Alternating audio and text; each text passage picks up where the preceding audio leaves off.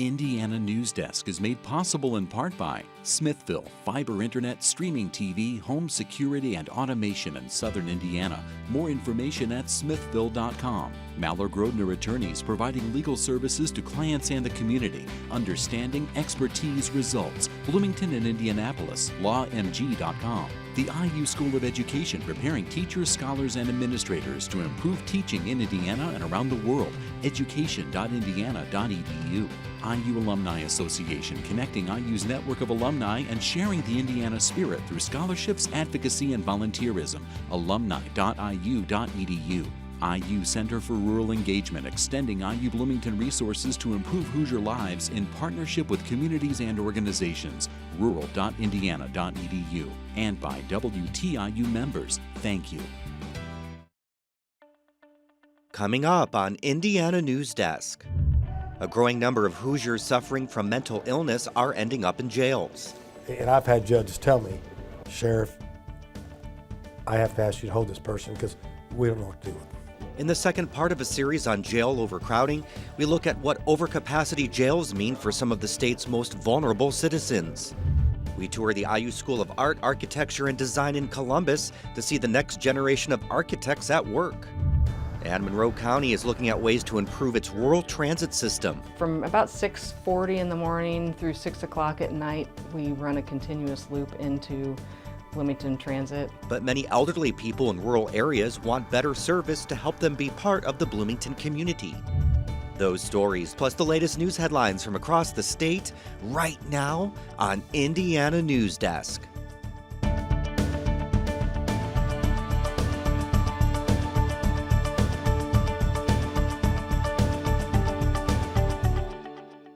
Welcome to Indiana Newsdesk. I'm Joe Wren. The National Alliance for Mental Illness says about 2 million people with mental illnesses are booked into jails across the country every year. But most counties aren't properly equipped to treat those people while they're in custody. As Barbara Brozier reports in part 2 of our series on jail overcrowding, the problem is especially big in Indiana. This small church in Madison, Indiana, serves as a sanctuary to families in more than one way. We get into how to communicate better with your loved one, learning resources. The church started offering family-to-family classes from the National Alliance for Mental Illness, or NAMI, in 2013. That's how Pastor Jeff Fluke and Rodney Sellers met. They both have family members with mental illnesses and say trying to help them can be a challenge. You could have a person that is sick, you can't find a bed. Sellers says it doesn't help that there's a general lack of awareness about mental illness, including among those who frequently come into contact with people who need help. Most of the time, I've had police come, and they seem to, for the most part, have no idea what they're dealing with. Fluke says he's had similar experiences, and he considers himself lucky. Even when his son resisted arrest, police didn't take him to jail.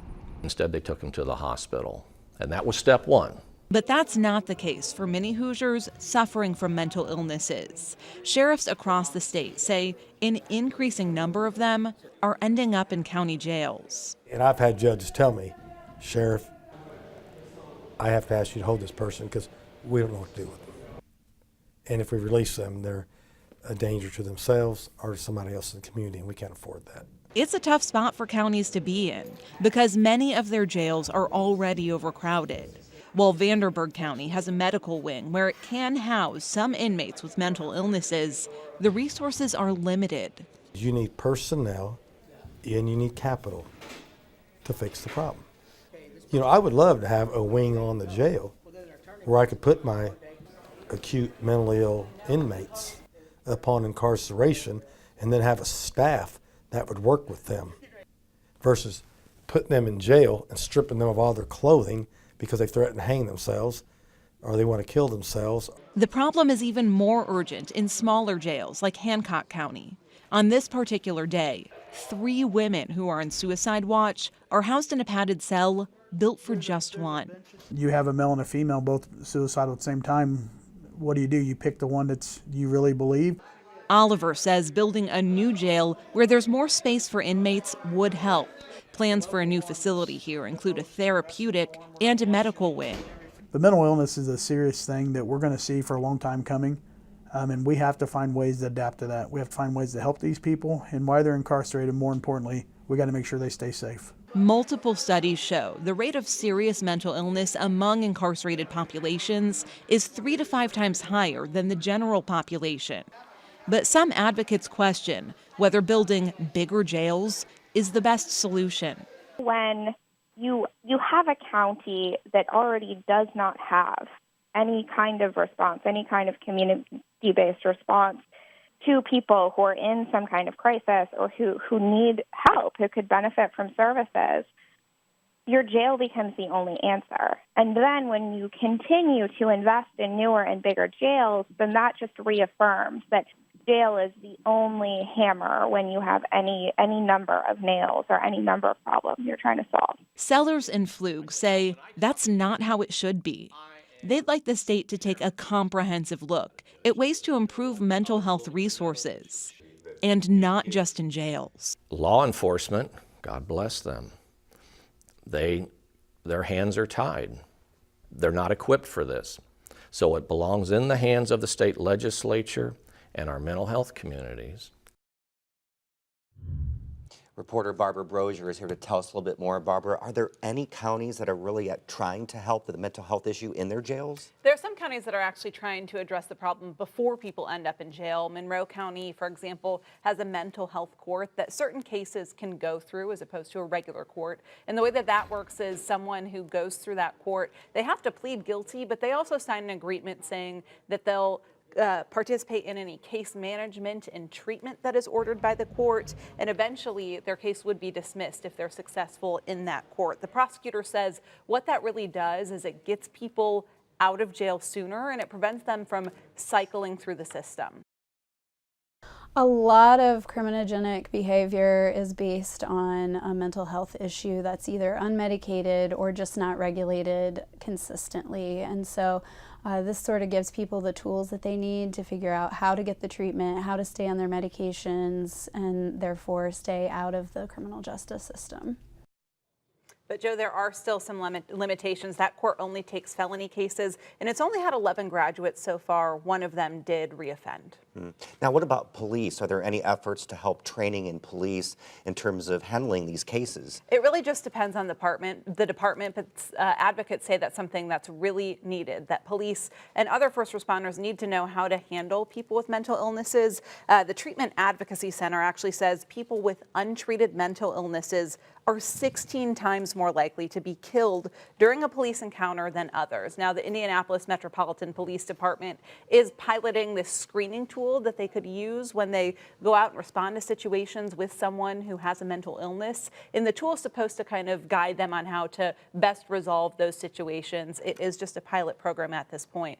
Could be expanded, but it's something police know is a problem.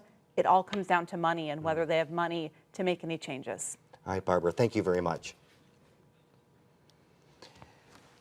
The legislative session is in full swing at the Indiana State House. Lawmakers are debating abortion issues, a gaming bill, vaping laws, and a whole lot more. Brandon Smith is our State House reporter, and he's here to make sense of what lawmakers are up to. Hi, Brandon. Thanks for coming on. Thank you, Joe. First, there are a couple of bills that could have the effect of limiting abortions in Indiana. Can you tell us a little bit about those bills and what, if passed, would they mean for Hoosiers? Well, there's a bill in the House that would effectively ban most second trimester abortion procedures. Now, bill supporters say that those procedures are barbaric, but opponents say they're actually the safest option for women who want to terminate a pregnancy at that stage. Now, that bill hasn't been voted on in committee, but we do expect that to go through next week.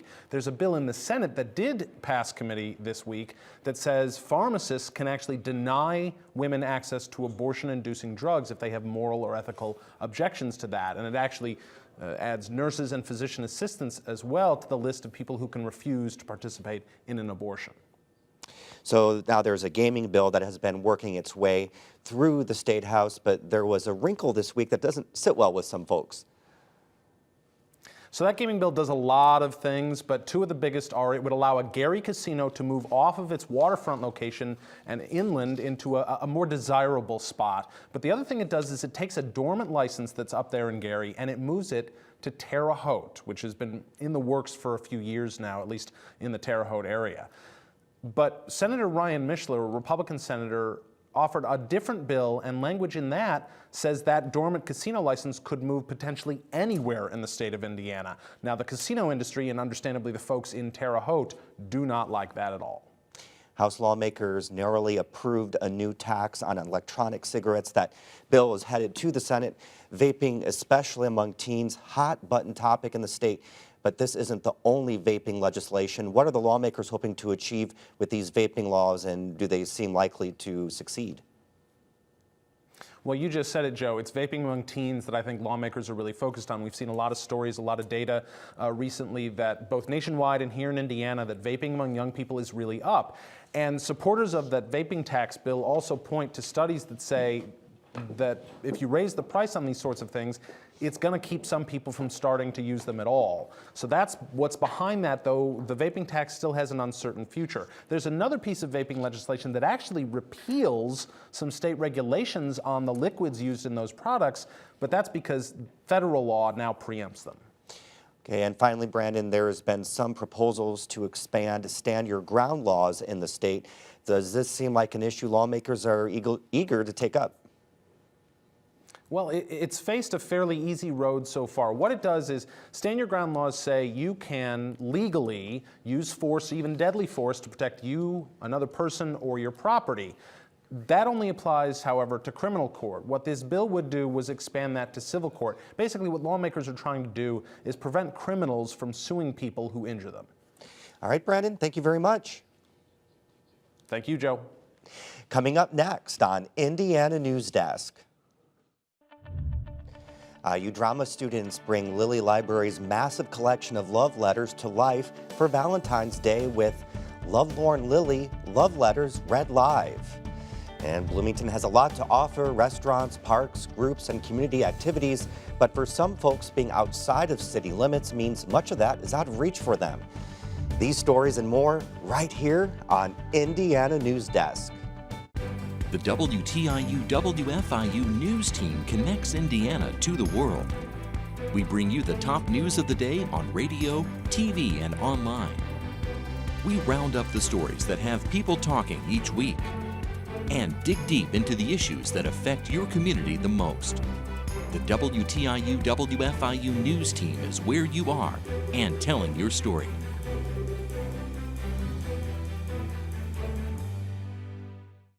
In a time of change, where can you find in-depth reporting and thoughtful analysis? Washington Week on PBS. Join moderator Robert Costa. When I was at the Capitol this week, I encountered the same. And a panel of award-winning journalists. You're seeing a divided nation, and you're seeing. For insights and perspective. Tonight there was a key development in the Senate. You won't find anywhere else. What a week. Washington Week.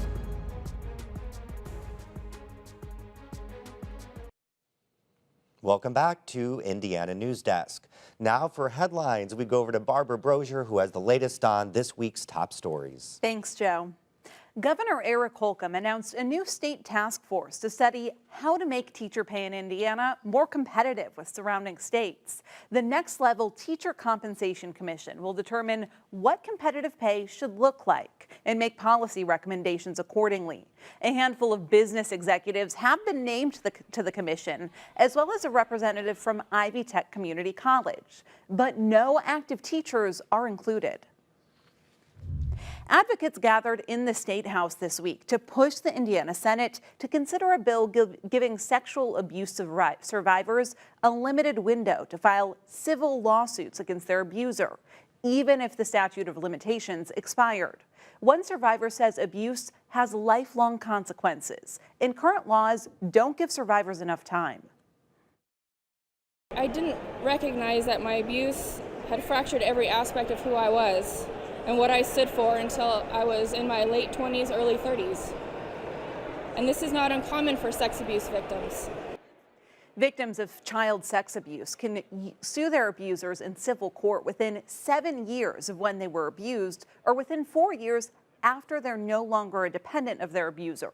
The proposed bill would open a 3-year window through 2022 when the victims can sue, regardless of whether the statute of limitations expired. The bill is set for a Senate committee hearing. The Eastern Green School Board narrowly passed a pair of measures this week that confirmed a controversial decision to not renew the contracts of the high school's football coach and athletic director. Many students, parents, and community members were present to voice their opposition to the decision. I just really wish that the school board would put away their personal agendas and do what is in the best interest of all the students. The decision was approved by a slim 4-3 vote. The board members who voted in favor of the decision declined to comment, citing a pending legal matter. Parents at the meeting say they're concerned with the lack of transparency from the board, and the vote will not silence them. The next school board meeting is scheduled for March 18th. The Indiana Recovery Alliance is searching for a new executive director after the founder announced he's moving out of Indiana. Chris Abert founded the nonprofit organization, which provides help with addiction and harm reduction services throughout southern Indiana, including a syringe exchange program. Abert says while some organizations are dependent on their founders, the IRA is robust enough to continue making a difference in the community after his departure. He says there's no timeline for the leadership transition, and he could stay on as a consultant after he moves. Seymour is planning to install a baby box that was originally intended to be placed in the city of Columbus. Columbus North High School student Hunter Wart raised $10,000 to get the baby box installed in Columbus, but officials there opted not to install it. So he asked the city of Seymour if they wanted the box. In Seymour, it came down to basically no cost to the taxpayers, and if we could save one life by installing this, it was ultimately deemed that we needed to do that. The state's safe haven law allows anyone to surrender a newborn at a hospital or a police or fire department without any questions. Baby boxes from the nonprofit organization Safe Haven Baby Box give people an additional option to place a baby in a protected box that is accessible from the outside of a building. An alarm system then notifies staff inside. This will be the 7th Safe Haven Baby Box in Indiana. Indiana University's new Master of Architecture program is only in its 2nd year, but applications are growing and students are settling into the new building in Columbus. Joe Wren took a tour of the facility that's already synonymous with architecture. The Republic Building in downtown Columbus opened in 1971 to house the local newspaper. IU recently dedicated it as the home of the university's Master of Architecture program. Columbus Mayor Jim Linup says the building reuse gives city planners a consistent view of one downtown block for the next 50 years. And to have an architectural school now, basically in the center of our downtown area, is a real feather in our cap. I mean, we're really tickled by that. Student workspaces line a wall of windows that face the historic downtown. It's great with all the natural lights. The building's studios, galleries, and classrooms are full of new equipment and technology. Then we have a woodshop class actually, and so the first assignment in that is to make a chessboard. So that's why some people are starting to cut. Graduate student Victoria Bell is in her 1st year of the 3-year program. She says master programs are usually 2 years, but the extra year allows first-time architecture students to catch up in structure courses. This program is unique in that it accepts from all different types of backgrounds, so you don't have to have an undergraduate of architecture. First-year student Daniel Green says to live and learn in a city of renowned architecture is invaluable, but you have to adjust to not being in a college town. Housing prices are a bit high, so it's a little awkward trying to find a place, you know, but it can be done. You just have to dig for it. The program is part of IU Bloomington's School of Art, Architecture, and Design and is named after J. Irwin Miller, a Columbus native and patron of modern architecture. For Indiana Newsdesk, I'm Joe Wren. And Barbara, that extra year also gives them to do what's called nomadic studio, where they get to travel the world to study architecture. That sounds really cool. Yeah, they're going to Rome this summer. How about that? I'd love to go along. Thanks, Barbara. We're exploring the past, present, and future of Bloomington with our new series called City Limits. Reporter Alex Eady joins us now. Alex, we've gotten a lot of questions about transportation issues in the city. Yeah, that's right, we have. And it's not just people who live inside Bloomington city limits who have questions about how to get around. Many county residents are often faced with a similar challenge. They want to feel connected to Bloomington's amenities, but they live miles outside of Bloomington's public transportation service area. And for senior citizens and those with disabilities, the problem becomes even more complex. Nancy Owen has a lot on her bucket list, but complications from her disability sometimes make even the smallest tasks seem monumental. Some days I can't walk. Today's a good day. Some days I have trouble walking across the living room. She deals with an autoimmune disease and has chronic pain after a major car accident years ago. She's now spent 2 years in her Eagle Point community home, and although she loves being just walking distance from Lake Monroe, it's hard for her to venture out with her limited mobility. In fact, I went on to have 6 surgeries and procedures.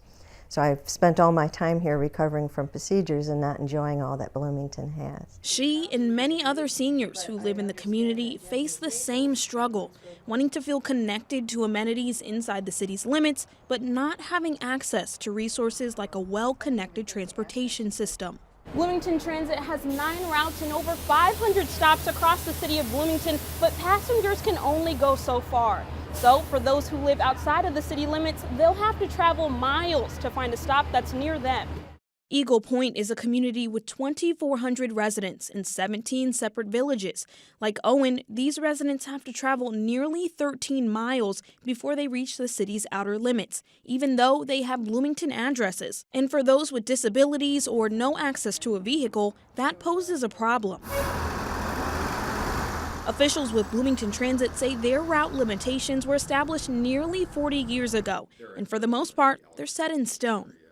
Bloomington Transit was established in 1982 by the City Council and by ordinance of City Council, and that ordinance specifies that the transit service boundaries are the city boundaries. May says there could be room for expansion in the future, but creating that accessibility aligns more with the county's main transportation service, rural transit. The shuttle service offers express routes and door-to-door transportation to residents who live outside of the city's limits.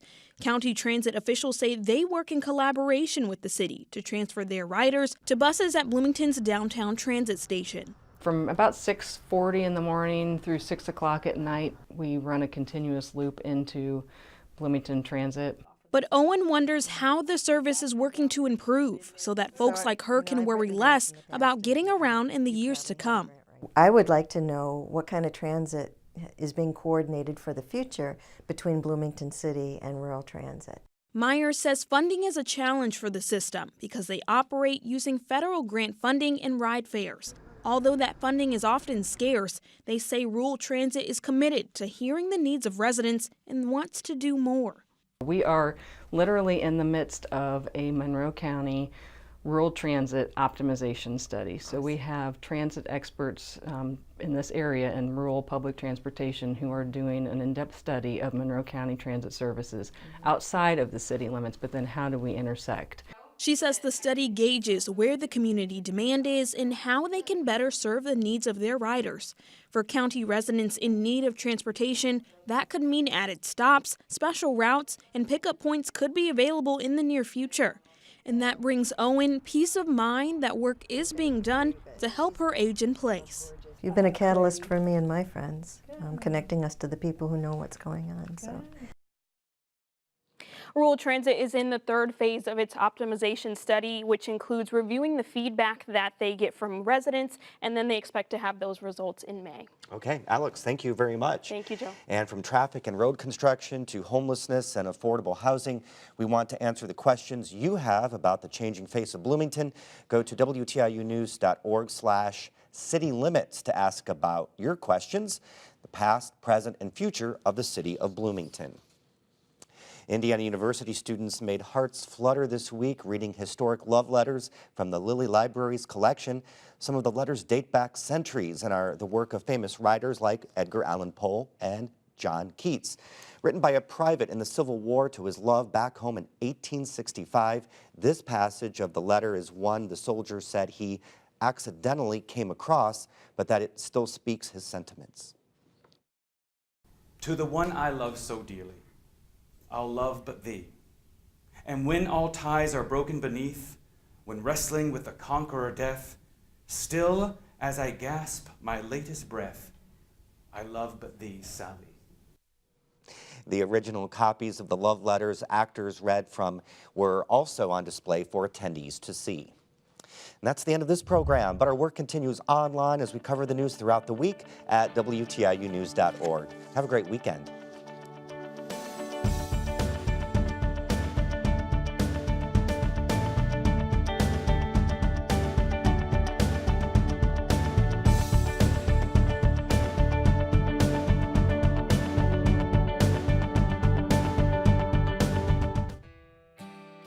Indiana Newsdesk is made possible in part by Smithville, fiber internet, streaming TV, home security, and automation in southern Indiana. More information at smithville.com. MALLOR GRODNER attorneys providing legal services to clients and the community. Understanding, expertise, results. Bloomington and Indianapolis, lawmg.com. The IU School of Education preparing teachers, scholars, and administrators to improve teaching in Indiana and around the world. education.indiana.edu.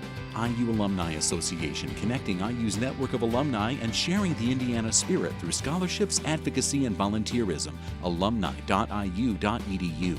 IU Center for Rural Engagement extending IU Bloomington resources to improve Hoosier lives in partnership with communities and organizations. rural.indiana.edu. And by WTIU members. Thank you.